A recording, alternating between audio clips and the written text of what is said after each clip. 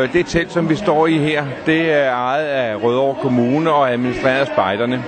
Vores opgave er altid, altså vi var med i alle 7 Danser med Drenge-koncerter og Bryan Adams-koncerter, Ringsted Festival sidste år. Vi er også med i Sommerrock i Næstved og Ringsted Festivalen, og vi er skraldemænd. Så har vi hængt plakater op i hele Rødovre Kommune. Jeg tror, vi har hængt 350 plakater op, som hænger i næsten alle lygtepæle i Rødovre Kommune. Og sat børner op rundt omkring, delt aviser og flyers ud, hvor vi kunne komme til det. Så det er alle spejderkorps, og det er altså det danske spejderkorps, som er de blå spejdere, det er KFUM-spejderne, de grønne pigespejder, FDF og DUI. Nu er vi sådan halvvejs i dagen. Hvad siger du til arrangementet? Hvad er dit indtryk? Jamen, jeg kan slet ikke få armene ned. Altså, det jeg synes...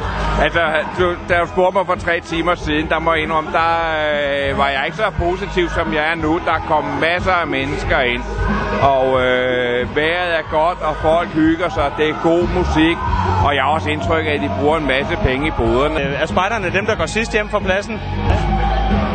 Ja, altså jeg vil skyde på, hvis I kommer op i morgen ved middagstid. Ja, klokken 3, så er vi her stadigvæk, men det får teltet herned. Men vi skal rydde op bagefter, så vi er nok de sidste. Vi lukker og slukker. Det gør vi altid.